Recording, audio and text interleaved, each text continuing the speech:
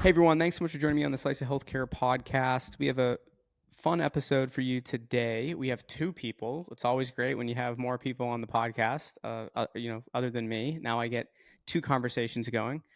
And whenever we have two guests, I'll let them introduce each their self, and then we'll go into what the company does. We'll dig a little bit deeper into the differentiators, and we'll have a good conversation. But we'll kick it off. Alan, we'll start with you. Name, title. We obviously know you're with B-Secur, and then we'll kick it over to Adrian after that. Yeah, thank you. It's lovely to meet you all. My name is Alan Foreman. I'm Chief Executive of B-Secur. I've been doing this for 9 years. Prior to that, I was 20 years in a different world altogether. I ran life sciences business for a company called Accenture over in Europe. A lot of that time spent on the east coast of the US as well, but always doing health and life sciences, technology businesses, and then had the great opportunity 9 years ago to found this business. And my friend now, Adrian, and co-founder. Maybe you want to introduce yourself, Adrian? Yeah, no problem, Jared. Again, pleasure to meet you, and big fan of the podcast. My name's Adrian Condon. I'm CTO and co-founder. Just over 20 years experience in terms of launching new technologies in multiple industries. So great to be on. Great to have you both here. Would love to hear, and you guys can take this how you want, kind of go back and forth, but would love to hear kind of the quick snapshot of how this all came together, why you two wanted to work together, because, a lot of people know this, but like you have to have this unique relationship, right, with your roles. So would love to hear kind of how you two came together to work on this. But take us from the beginning. Give us the starting story, and then the founding story, and then we'll go into kind of the relationship dynamic. Fantastic. I'll give you my side of the story, Adrian. I know yours is slightly different, but 9 years ago, it was just after Apple launched the iPhone 6, which had the first commercially available fingerprint sensor in it as a mobile phone. I had stumbled across some technology that actually was looking at next generation biometrics, biometric that was internal to the body as opposed to a fingerprint, a voice, an iris, or a face recognition. We were talking about ECG, electrocardiogram signal.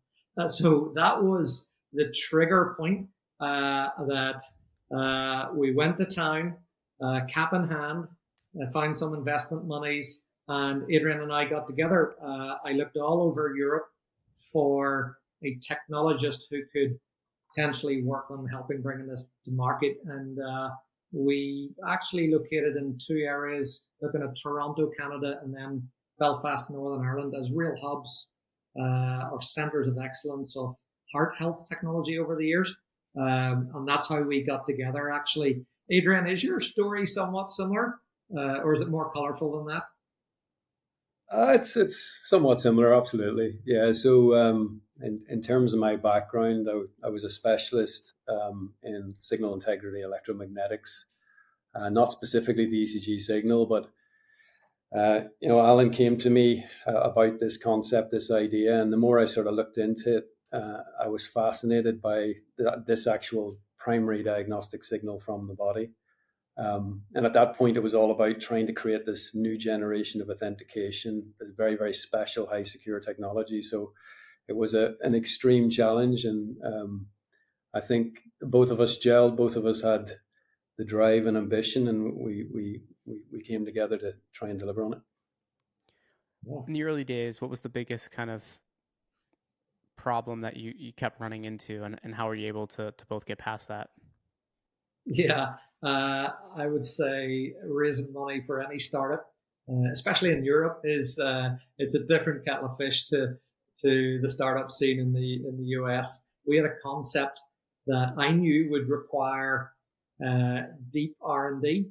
It was a deep tech investment, which doesn't mean you're going to get a return overnight. So we had to really shift some boundaries, mindsets actually of the VC community over in Europe, to want to bet on a proposition that actually could do good for the world.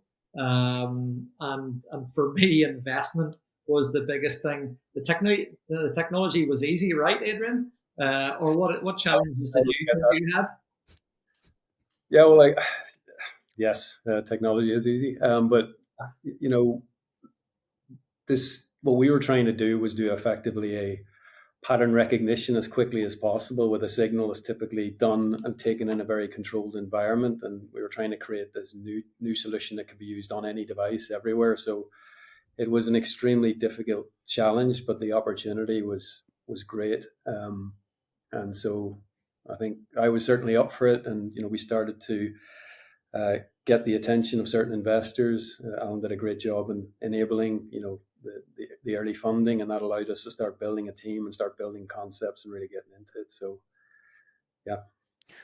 Let's talk. I know you've mentioned parts of this, right? Let's talk a little bit about how B-Secur brings a different lens to the cardiac monitoring space. Would love to hear kind of core differentiators through again your lens, and maybe when Adrian, when we kick it back over to you, would love to hear, like, for these technology decisions when you're building these differentiators, like what type of feedback are you looking for? What excites you when you're making these iterations? Yeah, sure. Well, first and foremost, today we have a piece of software, and it was best summarized by one of our customers a couple of years ago as the Intel inside of biosensing, right? This is biosensing software that we have built to go into anyone else's technology, right? And why is that important? We came at this problem with really deep tech cybersecurity lens on this a number of years ago, signal processing, electronic engineering, and applied it to the world. And in the early days, we were working in fintech, we were working in automotive with autonomous driving and driver well-being and the steering wheel. And then through Adrian's team's great work, we happened to get FDA clearance for our first iteration of our software product, which related primarily to single lead ECG capability on consumer well-being devices. And I'll use examples of companies out there in the market. Think of an Apple Watch or a Fitbit, etc. As they start to bring biosensing signals to the world, fairly rudimentary at first, and now are much more advanced. We find a market there where we were able to provide innovative and advanced technology and software to companies that were looking to innovate all across the consumer market. And then most latterly, we've been engaged with the medical healthcare community on a new set of technologies that's actually starting to advance those medical grade capabilities that you would normally find only in a clinical environment, maybe a hospital environment, and to be able to bring those out to a greater consumer base, as it was. We call it the medical consumer, which is where we're focused on today. Adrian, have you any perspective on how we brought technology from back in that day to where we are today? Yeah, I think always in my career, it always starts with team. So understanding the problem and having the right team, putting the right experts together, and making sure that everything's in place. But fundamentally, Alan mentioned that we were trying to create a universal solution. So we took a system level approach, even though we had made the decision to focus on software. As a company, we invested very much in terms of hardware and understanding the human body, sensing materials, electrodes, dry electrodes, wet electrodes, really taking a holistic approach. Because if we know the overall systems and what they are typically and all the problems associated with them, then we can build a software that can compensate for them. And I think that's quite unique about the way we've developed over the years and the teams that we have in place. We've very, very unique data sets that we've created over the years. So we've taken that sort of holistic system approach and then put all the relevant expertise in place to bring it all together to create a very, very high quality product. And what's kind of that next wave that you'll be riding? Like, what's what's really next that excites both of you? Because I know for what you can tell us, I know you can't tell us everything, right? I've done this long enough to know that when I ask that question, I'm just hoping for a nibble. Sometimes I get more than that, and that's great. But would love to hear what's next in terms of what excites both of you. Yeah, we're not shy, Jared. Look, what's really exciting to me is we've moved away from sort of IoT, Internet of Things applications, into very much focused on this current trend of convergence between consumer well-being and medical, right? So lots more people, if they can, want to get their own diagnosis or monitor their own healthcare through consumer type devices.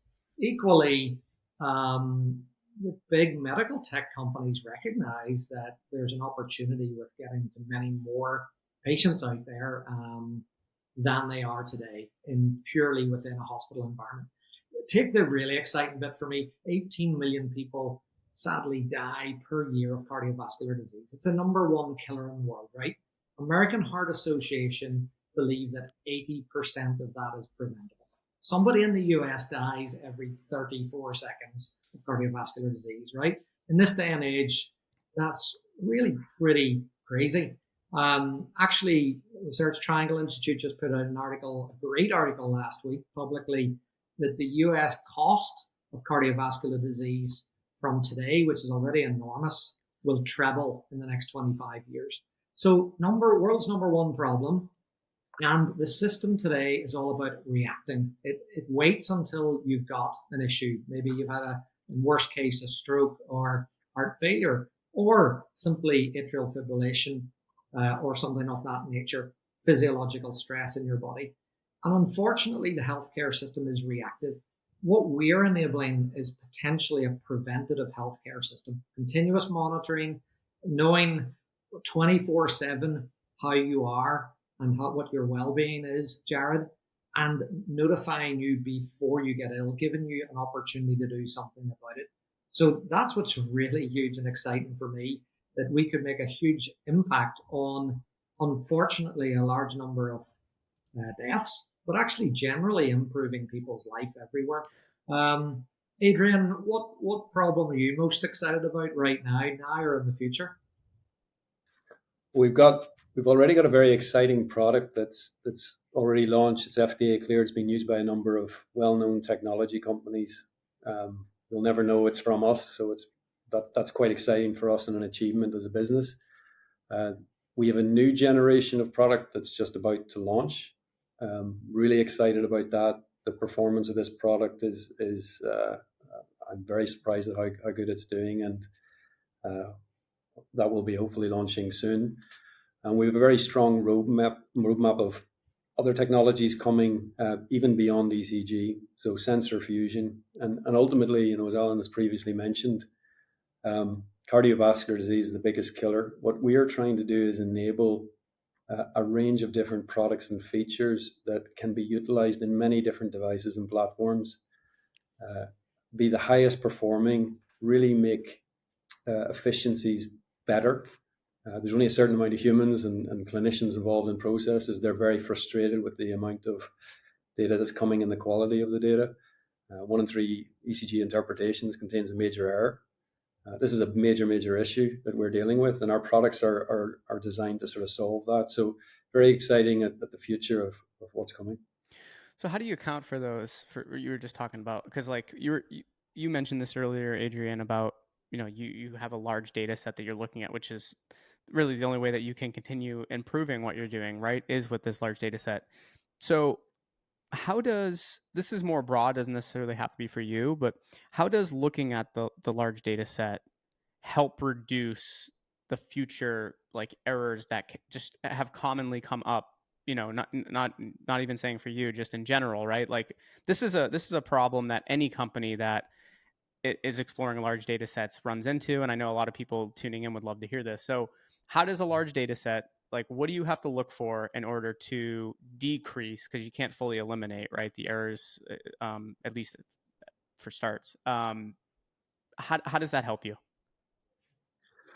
Well, I think lots of people talk about data sets and data size, especially around AI. I think the thing that people speak about least is the quality of the data, and is it the right type of data, and is it sufficient to properly be utilized in the situations that the products or the systems find themselves in every day. And we've lots of examples of this where a lot of hype is made about a technology and it has a lot of issues. We're seeing that play out right now in lots of different types of technologies. What we as a company have done is really lock into the right data, collected in the right way. And it doesn't necessarily have to be massive data sets. We do have very, very massive data sets, but we have made sure that we are very clear on the data we need. We have built our own even products ourselves to actually collect that data. We've traveled to various parts of the world, various different form factors. We've really tried to understand the quality of the data because, as the old sort of saying goes, garbage in, garbage out. If you control the garbage in terms of the data that you use and really understanding it, then the technology you develop around it will be much more robust and better. So how does that help, Jared? I must call out one of our leading investors is a company in the US, Orlando Healthcare. They run a major number of hospitals in Florida in particular. Got to call them out there. But we were in visiting, and they're cardiologists and physiologists, really, really skillful people. They're resource constrained, okay? And the best quality technology out there, gathering data from a patient over a period of maybe 3 days, comes back to the cardiologist, and the cardiologist needs to sift through that data to understand what the true diagnosis is, right? Imagine if you could do that today or tomorrow in half the time. Basically, you're freeing up the physiologist to see more patients, to get more patients through the system. You're given better, faster insights and analytics to the patient, earlier diagnosis ultimately. And that's the opportunity that's really, it's real and in front of our eyes today. Hence why the investment that's coming in as it is right now from North America. So this has got real game-changing stuff for patients today as they look to try and get better use of the healthcare resources that are scarce, unfortunately, in our society, right? Absolutely. Super interesting. Congrats on the Orlando Health, by the way. We have, they took over one of the hospitals down in, I'm in St. Pete. But they made it looks beautiful. Like the branding, it is kind of weird seeing Orlando Health in St. Pete, but hey, it's just the name, right? It's just the name. Before we wrap up here, I like to do a lightning round. These are just quick answers from both of you. We'll go back and forth, but you'll each have a chance to talk about it. So we'll kick things off. Alan, and then we'll go Adrian. We'll keep going back and forth, and we'll switch off so each person has the chance to talk first. So, Alan, what's the worst piece of advice you've ever received? Lots of bad pieces of advice. Wow. The worst piece of advice is that you will. I got this from so many investors as we searched, which was no, you're the wrong size, the wrong shape. You shouldn't continue. No need to continue. You've tried it out, and we never ever gave up. And sometimes startups, scale ups, growth scale, which is where we are just now. At times, you just do not give up, and you search more. So never give up. I've been told on several occasions that maybe the technology ran its course in its early days, but then suddenly we found ourselves solving one of the world's largest problems. And I know I'm beyond that now. So yeah, that's mine. And never look back and keep on trying, because you will find a way. Positive. Love it. Same thing for you, Adrian. I think I'll flip that around and actually maybe go the best piece of advice that I've got, if you don't mind. Yeah, that's fine. I think the best piece, especially in this journey, has been embrace the failures. All the you go on a roller coaster when you start a business, try to create the technology, raise investment. There's many, many lows. far too many lows. And then there's the odd high, but those lows are the things that really you learn from, and you get better and you get better. And I think in the journey that we've done over the years, we've tried to keep the business alive and grow the business. We've really embraced those failures. We've learned from them, and the next time we're better and we're stronger, and we react very well. So I sort of take that outside of life of B-Secur, and it works quite well for me. Yeah, building a business is like boxing without keeping your hands up. Yeah, that's a good one. And still trying to win the fight somehow. So, Yep. but yeah, no, I couldn't agree more. And special with both of what you said. And I like how you flip that.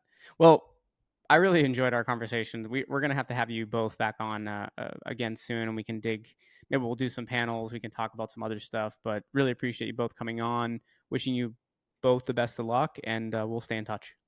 Thanks, Jared.